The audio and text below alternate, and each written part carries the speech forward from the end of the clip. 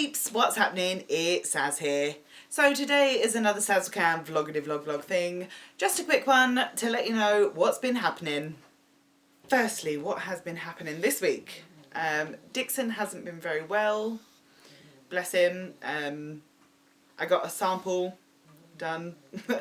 Very nice to talk about. But it did come back that he had some type of ringworm.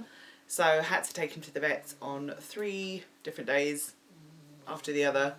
And hopefully he's all good now. Had to clean out the tank and all that jazz. But the main thing is it's done and he should be back up to his normal self. He wasn't really ill, like you couldn't really tell. He's quite chilled out anyway. But I just wanted to get a fecal test done. It's not very pleasant. It's really not very pleasant. Because I didn't know his history before. Because I did get him when he was already an adult, so I didn't really know much of his history. So I wanted to get that done, and it turns out he wasn't very well. But I'm so glad I got the vet to do it, or the nurse, because he had to give him, I can't remember the name of it, I'll put it down here, through a syringe in his mouth, and bless him, he was wriggling around and I couldn't have done that on my own. So I'm glad the nurse did it and everything seems to be fine. Thank goodness he's all good now. Other animals are doing pretty well. Doggy Pug, you got your chew there. Doug's doing really well, and Beta, still working with him, just getting him out every day, but slowly but surely he'll sit quite happily on my shoulder now. And yeah, still a bit huffy, but we're getting there, slowly but surely. I did see him shed for the first time beginning of the month. That was an experience. It only lasted about 4 to 5 days, which is the normal time that they should shed for. Got to be careful of their little hands and feet, because they can get stuck shed around their toes, and that's not good. But it was fine. Everything seems to be all good. So then I had to clean his tank out after all that. It wasn't as bad as I thought it was going to be. I thought, oh, I've got to really look out for things, and within a few days I kind of left him to it, and yeah, I just saw all his shed in the Viv, and I was like, oh, okay, you've exploded. So he's doing well, and yeah, that was my kind of first experience of him shedding, so that was kind of cool. That was a bit different. So moving on, animals are all good now, that's all good.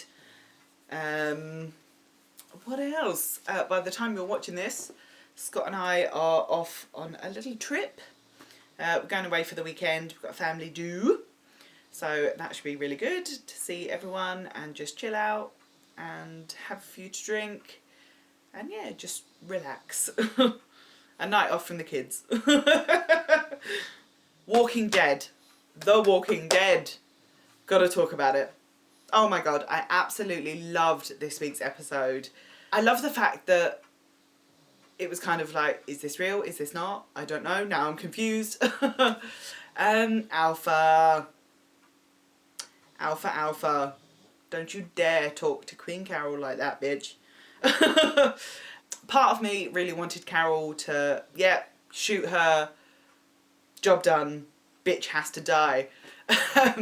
But realistically, oh, dog's off. But realistically, they were all out there, they were unarmed, and yet the Whisperers could have just shot all of them there and then. So yeah, it was like part of me like, yes, do it. But then on the other hand, it was like, no, don't do that, and then in turn maybe get someone else killed. Because we know how that goes down. We've seen that happen before. And it's not good.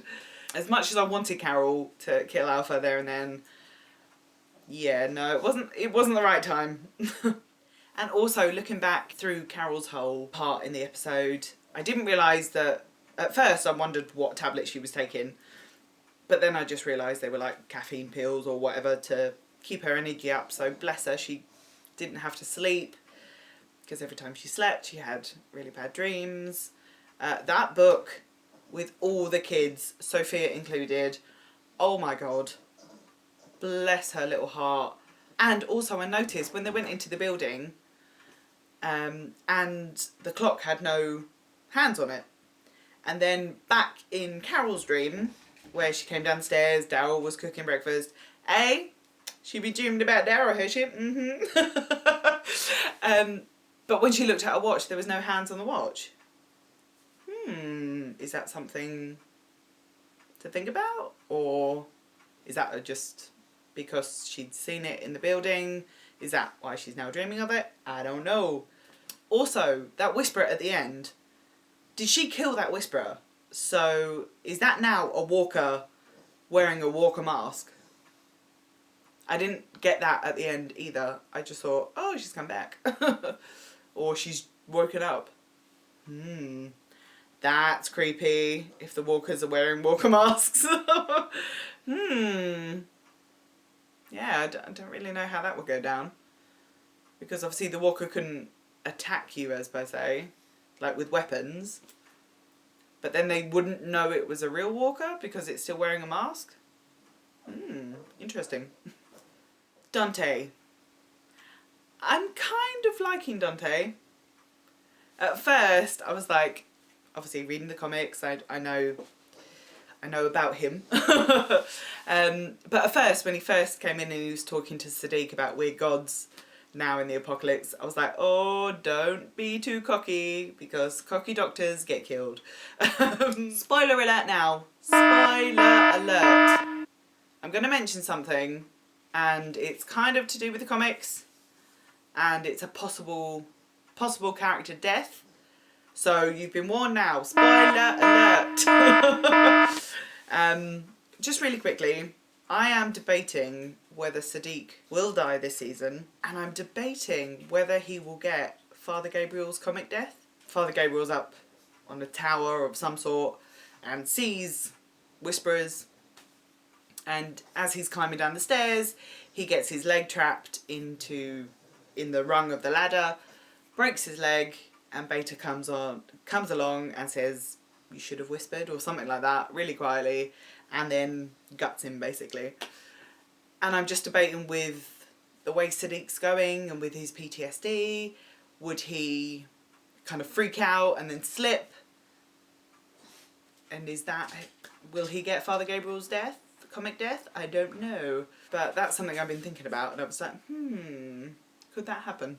But yes, all in all, an absolutely fantastic episode. I cannot wait for next week's. It's looking good, and Michael Cudlitz has directed next week's episode, so it should be perfect. Really good, cannot wait.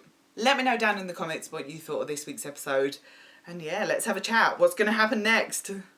So, another quick thing, just wanted to quickly mention, thank you to everyone that has joined me on my live streams recently. I've really enjoyed doing them, and I will be doing another one this Sunday at 8 o'clock UK time. So if you are around, please come and join. I just love talking to you guys in real time, and yeah, just talking about everything and anything really. Walking Dead, not Walking Dead, who knows, and see what fun we can get up to this week.